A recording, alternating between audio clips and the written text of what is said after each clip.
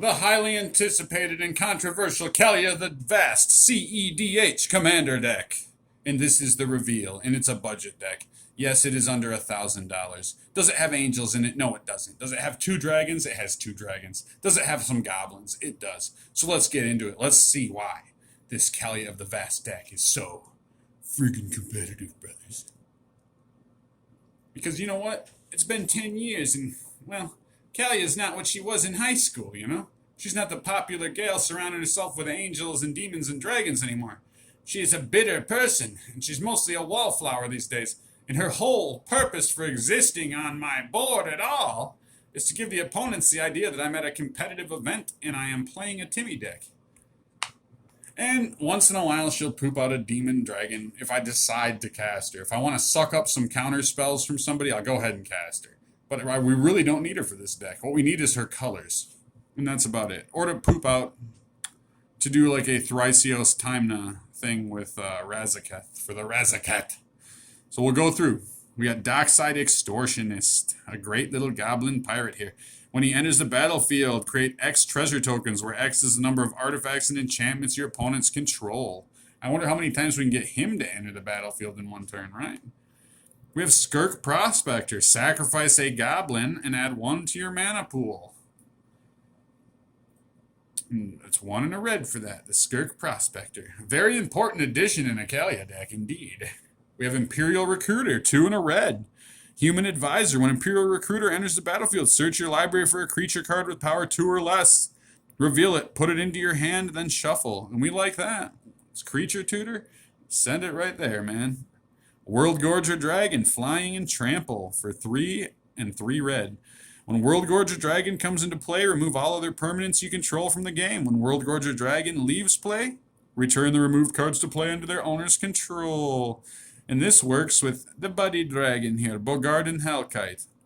So for example, have that on board. You can cheat in with Kaalia. Have this in graveyard. Put Animate Dead on it.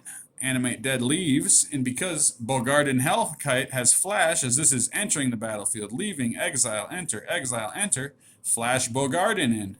So Bogardan is a 6 and 2 red and flash, flying. Flash being so important here. So on the stack, Bogardan Hellkite enters the battlefield while this is entering and exiting the battlefield.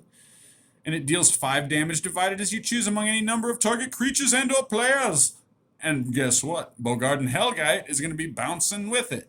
So they're bouncing, they're coming, they're entering the battlefield, they're leaving. So we love that. We tried running it without that. We wanted to be swift and have 19 creatures. But we said no, we need a World Gorger. We have Dautai Voidwalker, Shadow. It's 2 black. We love this version. If a card we put into an opponent's graveyard from anywhere, instead exile it with a void counter on it. Tap and sacrifice Dautai Voidwalker. Choose an exiled card an opponent owns with a Voidwalker on it. You may play it this turn without paying its mana cost. Oh yes, surely we love that. An opposition agent. Just to go back here, I've replaced a lot of these cards. I've themed this deck out with these full art, non-foils. Because I love them. I mean, I know they're just magnified art, Professor. And many Magic the Gathering players ask the question, is this art just magnified? Yes, it is, but I like it anyways. Anyways, we have Opposition Agent. This card, I switched out Aven Mind Sensor with this. Aven Mind Sensor allows opponents only to search the top 4 cards of their library. But with this, it's a 2 and a black, and flash, you control your opponents while they're searching their libraries. While an opponent is searching their library, they may exile each card they find. You may play those cards for as long as they remain exiled, and you may spend mana as though it were mana of any color to cast them. Love that, right? Let's get into those demons. Big demons. Doom Whisper, 3 and 2 black, flying, trample, and we've got that pay 2 life and survey. Look at the top 2 cards, so you know we're going to be drawing through our deck and getting rid of our life, because if we're not going to win first, we are going to lose first. So we're going to spend that life. Spend that life. Rune Scarred Demon, 5 and 2 black. When Rune Scarred Demon enters the battlefield, search your library for a card, put it into your hand, and shuffle that library, man. And we are going to shuffle it real good. And I bet we're going to be popping this guy in and out here. So all deck drawing. Now here we have Viles, Broker of Blood. This card is powerful. Powerful! Powdered sugar! 5, 6, 7, 8 mana, but it's a flying 8/8, and you can pay 1 black and 2 life, and target creature gets -1/-1 until end of turn. And whenever you lose life, draw that many cards. So that is amazing, right? I mean, that's just killer. So this would be like one that we could use Kaalia to cheat out early on, like if we can get her and she resolves. But we don't like to rely on Kaalia very much. And I haven't found the advantage I have in her in people's reactions to like leaving me alone early game when I have her out and they think I'm a Timmy, which I am a Timmy, but they don't know I'm like a weird Timmy too, a spiky Timmy. So false sense of security, priceless there. So Razakath, we know Razakat, so we'll meet the cat soon. So pay 2 life, sacrifice another creature, search your library for a card, put that card into your hand, then shuffle your library.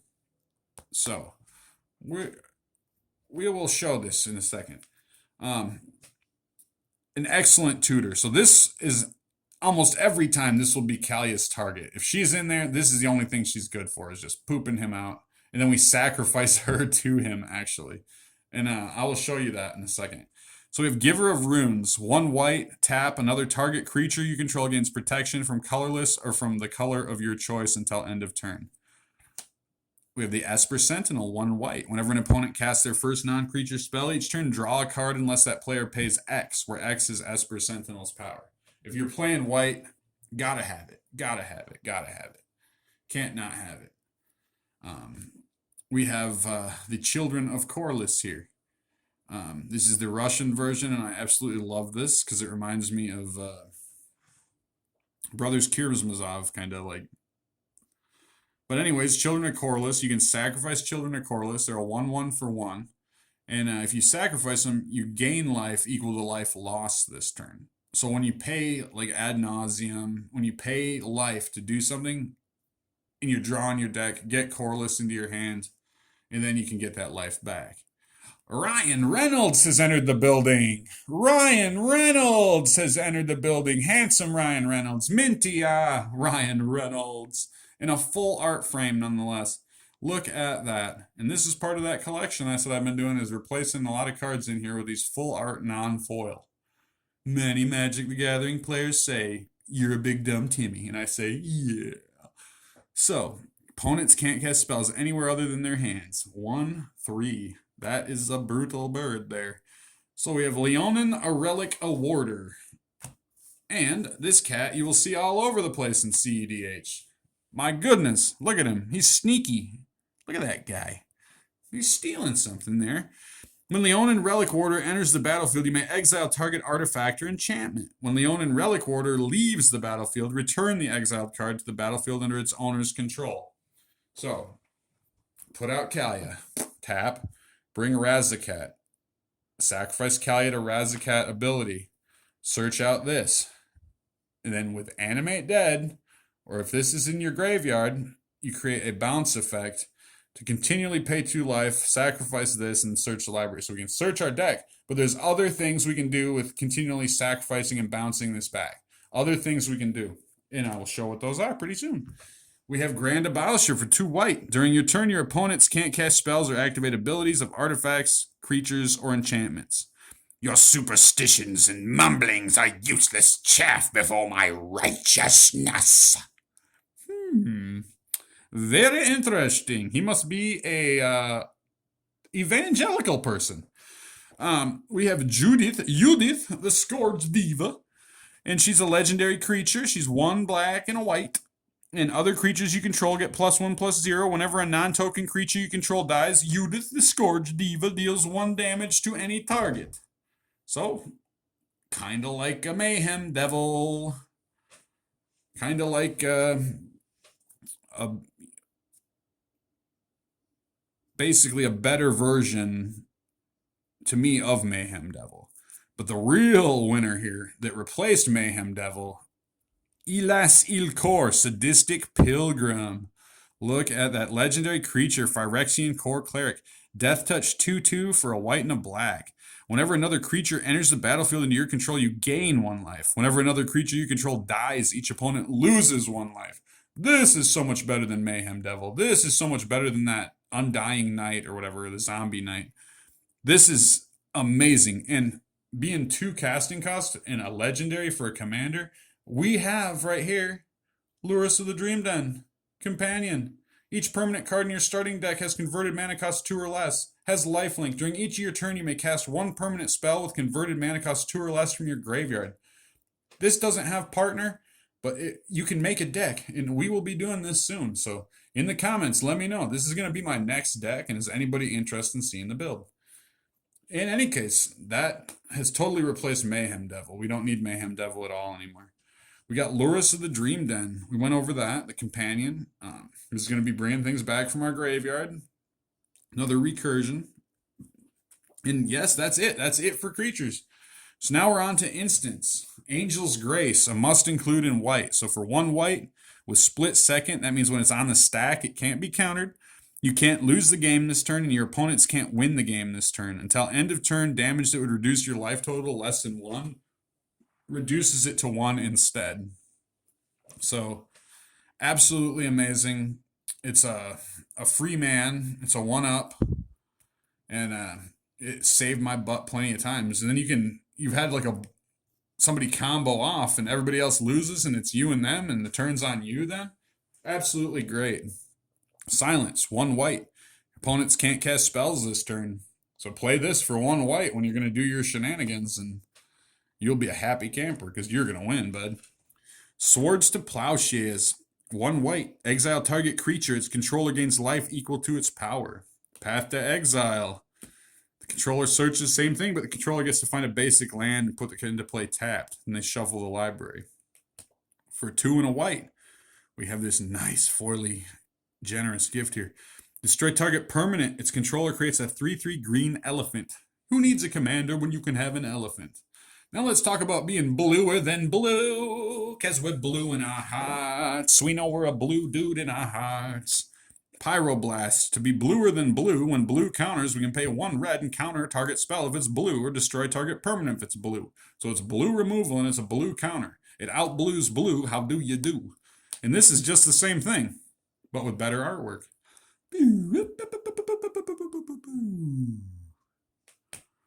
And Final Fortune. We will stop and talk about this. Take another turn after this one. You lose the game at the end of turn. So let's say we draw our deck with Adnaz, okay? Or something like that. Let's say we get a Razzacat, draw our deck, use our life. We got all this stuff out there. We want to use it, right? And everybody sees we're setting up combo pieces. So everybody's like, we're going to save mana. So when his turn comes around next time, we're going to screw blue and tattoo him. Or we're going to board wipe. Something's going to happen because they know it's going to happen. So when I draw my deck, I always got to keep this in there and keep extra mana to play Final Fortune. So with all my combo pieces or my win con, I can play it and have that next turn. So this is great. This has won me so many hands and brought you back from like the brink of death, to be honest.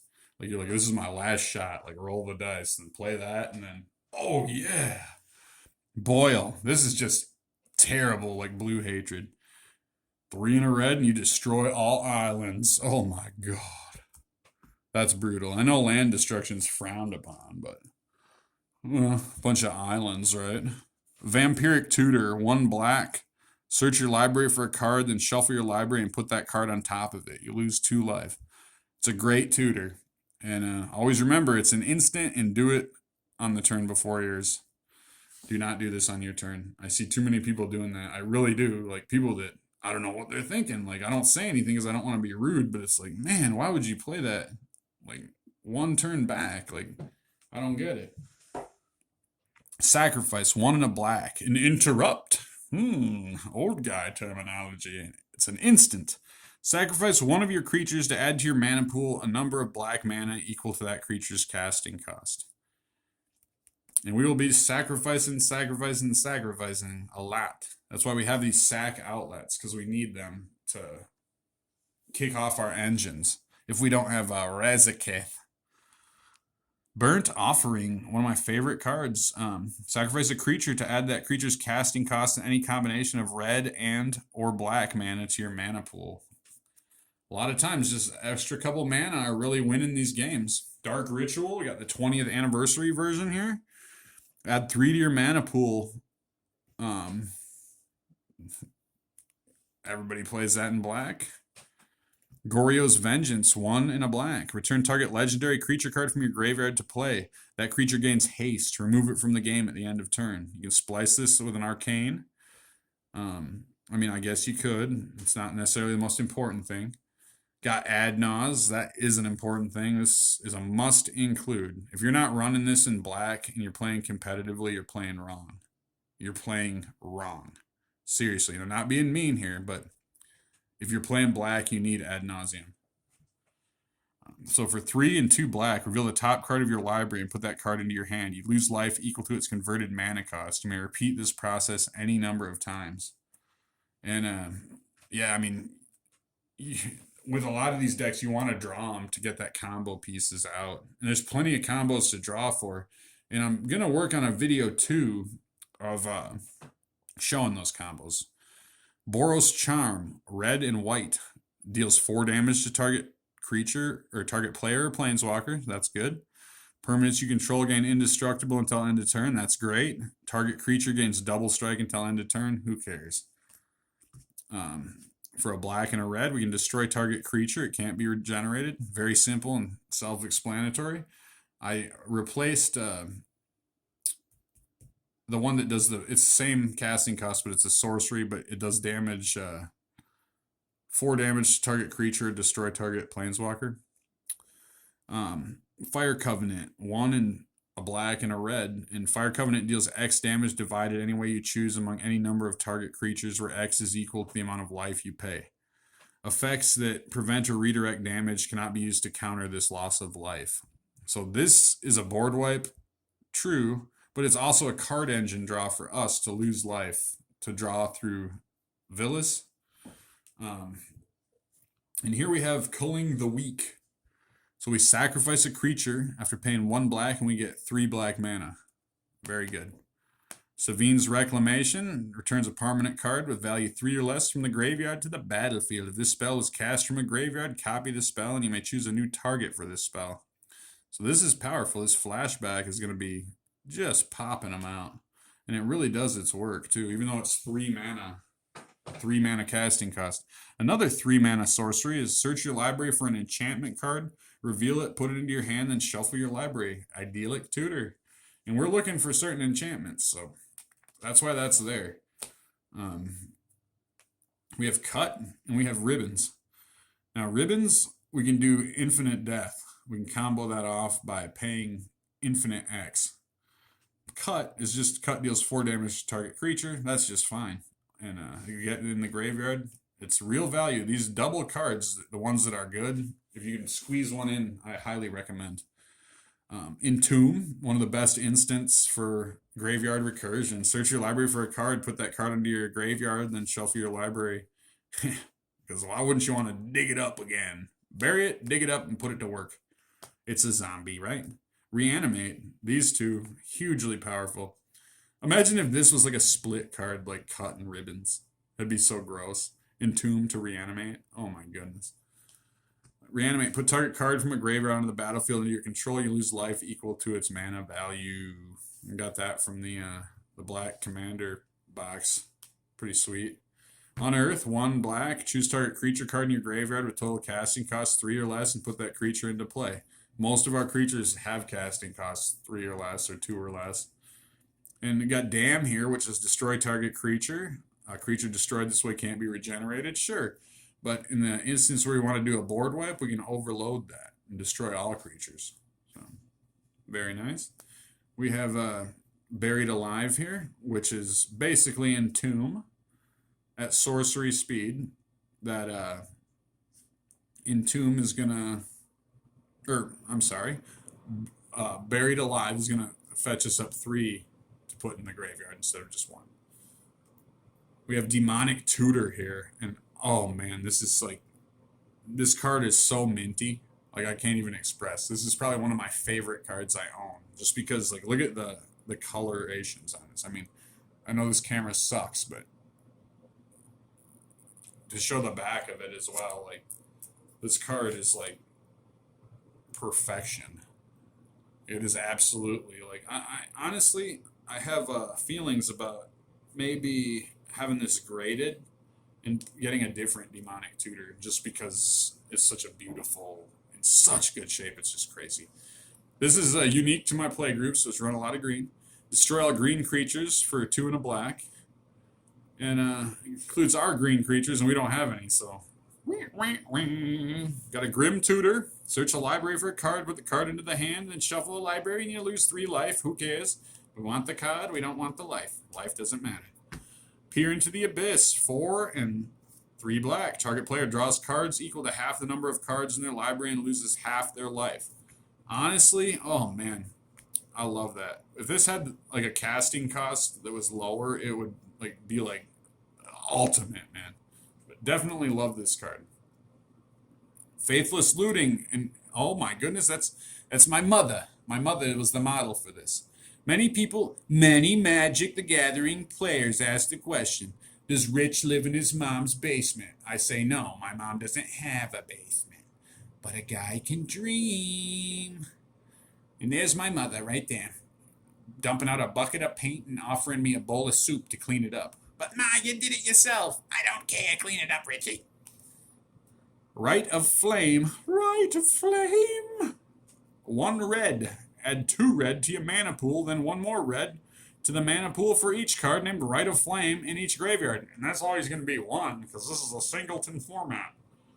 But we have our tricks with Rite of Flame. Surely we do. Now, Gamble is a great tutor in this deck, because it's a reanimator. So, it doesn't matter. Search your library for a card, put that card into your hand, discard a card at random, then shuffle your library. Sure, we'll do that, because whether we discard the card we find or we don't, generally we'll be able to pull it out of there. Either way.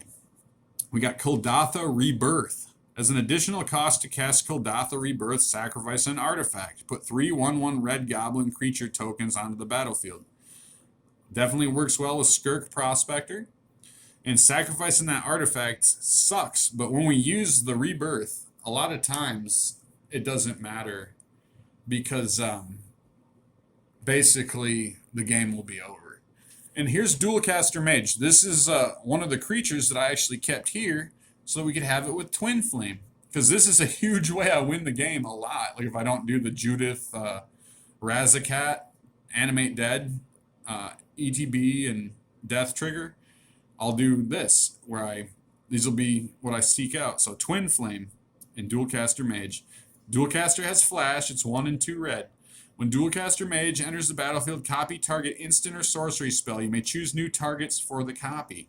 So, why Twin Flame costs 2 and a red more to cast for each target beyond the first, doesn't matter at all. Choose any number of target creatures you control. For each of them, put a token that's a copy of that creature onto the battlefield. Those tokens gain haste. So, cast this, right? Why that's on the stack before it resolves, cast a Dualcaster. And these two work with each other to create infinite amounts of Dualcaster Mages that have haste. So we can do millions of these and send them at our opponent. And that's what we'll do. And we will win. That will win us the game. Necromancy, very important enchantment. Choose to play Necromancy as an instant. When you play Necromancy, choose target card in graveyard. When Necromancy comes into play, put that card into play as though it were just played, and Necromancy becomes a creature enchantment. That targets the creature. If Necromancy leaves play, bury the creature. And again, doesn't matter because that's going to keep popping back. When we do these things, there's not going to be turns after. So certain cards in here, just like Master of Cruelties, everybody's going to be in the comments, there's no Master of Cruelties. That's not a good combo to me. So when Kaalia comes in and tap her, bring out Master of Cruelties, its damage does it. The opponent has 1. One guy has 1 life. I kill 1 opponent. I've done it. I've played it. It's good. It's cool. It's funny. Like the kids say, the memes is a real. However, it's not that good. And it doesn't, it's so not good that it doesn't have room in my deck. If that is like a thing that people think it's like the big killer Kaalia combo. It isn't, and it's not that good. And I wouldn't. Master of Cruelty's combo is real. It's just not that good. Take target creature from any graveyard and put it directly into play under your control with a -1, -0. Treat this creature as though it were just summoned. If Animate Dead is removed, bury the creature in its owner's graveyard. That's part of our whatchagucj. We like it. We love it. We want some more of it, right? Necropotence, 3 black. Skip the draw phase. If you discard a card from your hand, remove that card from the game. 0 casting cost. You pay 1 life to set aside the top card of your library. At the beginning of your next card draw phase, put that card into your hand. Effects that prevent or redirect damage cannot be used to counter this loss of life. Very good. That's so overpowered. Like this next card, Underworld Breach. So I run Necropotence in almost every black deck. Just like I run Underworld Breach. Each non-land card in your graveyard has escape. The escape cost is equal to the card's mana cost plus exile 3 other cards. At the beginning of the end step, sacrifice Underworld Breach. There's not going to be an end step when we get Underworld out and it's going. We're not going to have an end step, so the game will be over. And this one is a gift to our opponents. Enchant creature. Enchanted creature is a 0/1 insect artifact creature with indestructible and loses all abilities. For 1 and a white, we enchant Urza, we enchant Dragon, we enchant other Kaalia, we enchant anything. And we tell our opponent, hey, if you don't do this thing on your turn, I make a deal. I make your commander.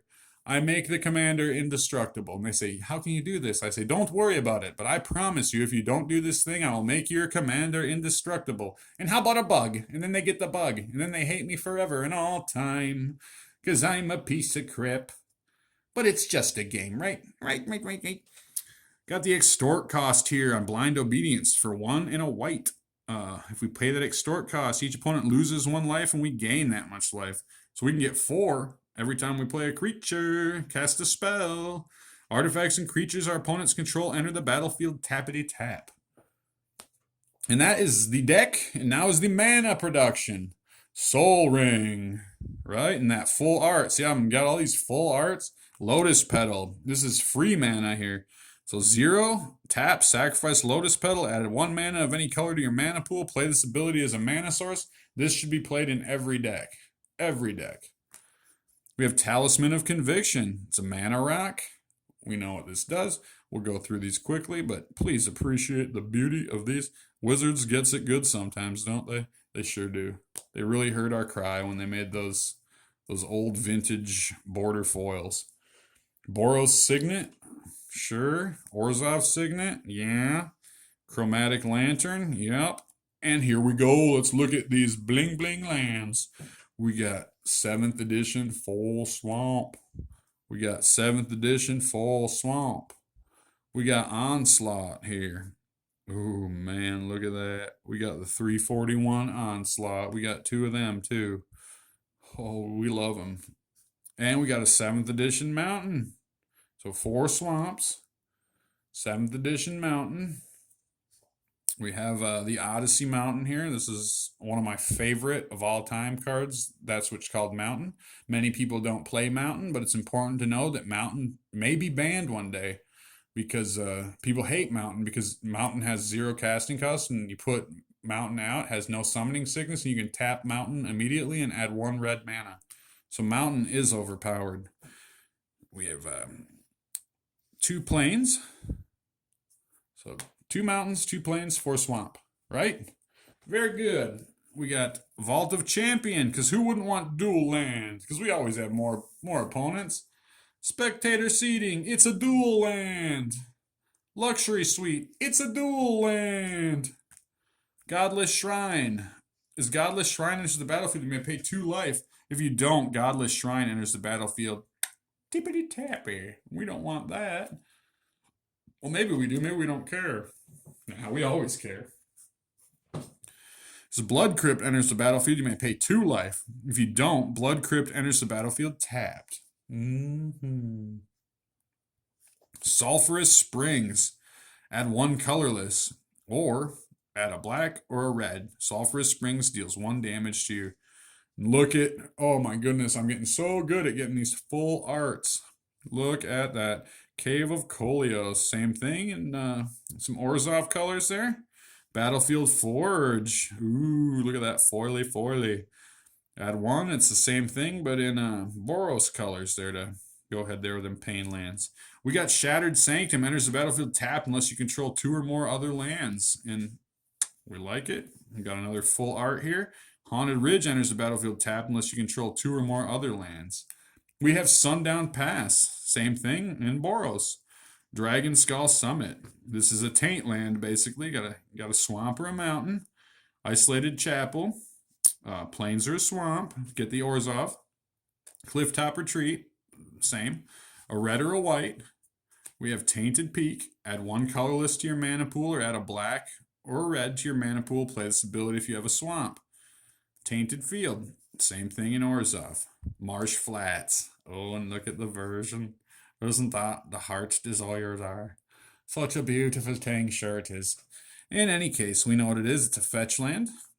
We have Arid Mesa. Pay 1 life, sacrifice Arid Mesa, search your library for a mountain or plains. Here we have a Triome. Ooh, in the command tower. So, Rainbow Land, yay! And thank you for spending this time with me. This has been long awaited, and I'm so happy to show this deck. Because honestly, this is probably my favorite deck I own. I absolutely love this. And this deck has been a long time in the making. And I've been wanting to abandon it a lot of times too. But I didn't, and I stuck with it, and I'm very happy I did. And her being the janky commander that she is, it's so fun. Hey, Kaalia, you used to get me in the loop all the time. Now you're not worth anything. Ooh, where are all my friends? Sometimes you just act like you're fine and you're not fine, and you don't get cast. You just sit there and people stare at you, and all you are is like a Timmy flag.